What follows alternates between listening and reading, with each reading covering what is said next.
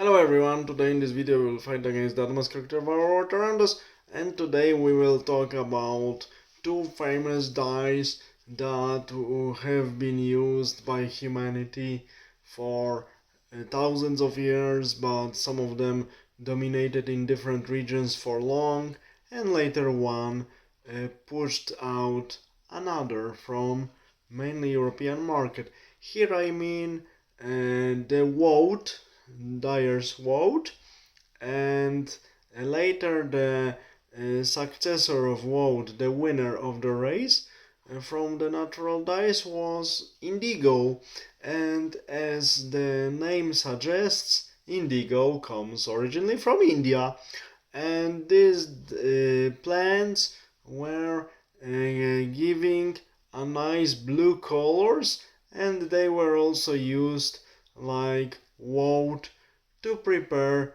also other colors with which the clothes were painted, which were later used as dyes for the clothes.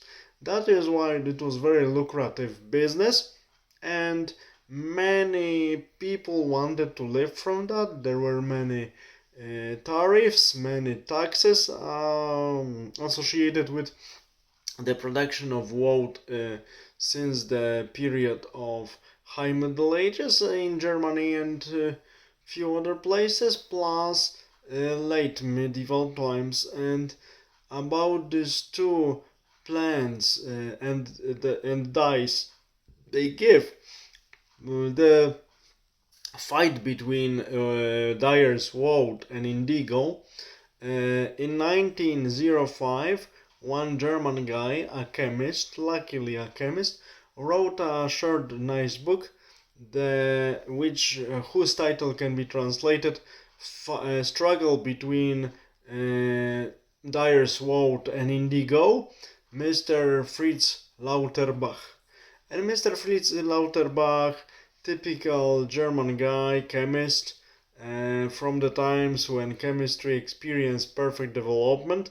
He was living in the years 1876 to 1951, golden years of chemistry, especially chemistry of dyes, on which German chemical industry developed in the second half of 19th century and surpassed any other chemical industries those days quite quickly. And later, but Mr. Lauterbach doesn't write about it because his book was published in 1905 AD. Later, from these producers of organic dyes and all of the associated substances and materials, later these producers, these companies, made a holding called IG Farben. So we see Farben means colors, dyes in German.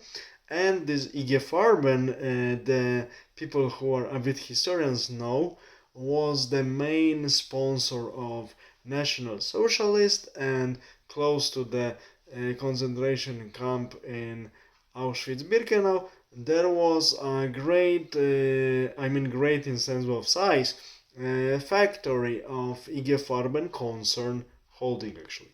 So we see that chemistry of dyes develop into good directions because civilization, technology, and business moved forward, but later this business got dragged into politics, and we see that knowledge can be used properly or can be used wrongly. But the book itself was published in 1905, so Mr. Lauterbach, Mr. Fritz Lauterbach, writes beautifully about the regulations of the trade of dyer's woad in Europe, mainly in German or previous German cities, like the cities Świdnica in Lower Silesia, which was one of the center for the trade of the woad because it was heavily controlled by the city councils and some local powers, because it was, as I mentioned, very lucrative business. But due to the fact that the medieval guilds didn't want to modify their ways of producing the dyes from the dyer's woad, and didn't want to resign for a moment from their incomes from the taxes and tariffs which were put on dyer's woad. This plant and the dyes which are originated from this plant had to give in for indigo, which came from tropical countries and also gave beautiful results. And what I mentioned, beautiful results in being a good dye for clothes. This is very good that the guy, so the author himself, Mr. Lauterbach, who wrote this book, was a chemist himself, because he nicely describes the way how dyes were extracted from dyer's woad and indigo, and later describes in the last chapter beautifully the development of German chemical industry of dyes in the second half of the 19th century. This is actually, this last one third is, in my opinion, the most valuable part of the book, and it's written in the best way. So I really recommend you, if you can access this book in German original or in its Polish translation. I don't know if it was translated into English, I haven't found it, but this is a nice piece of the economy history, economical history plus history of science.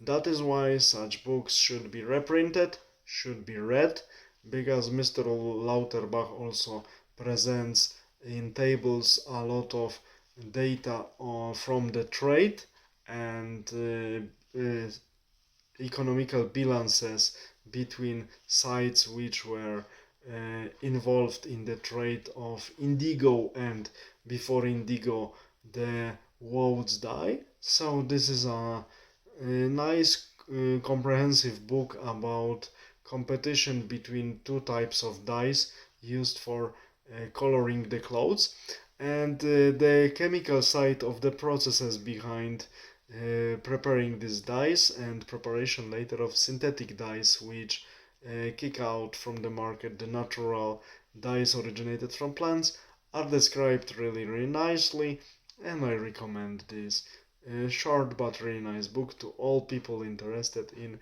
economical history, and partly to the people interested in history of science.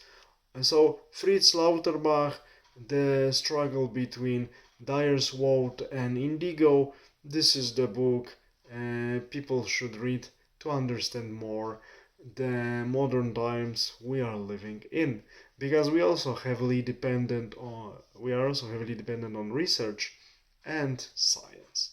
All the best, have a nice day, bye.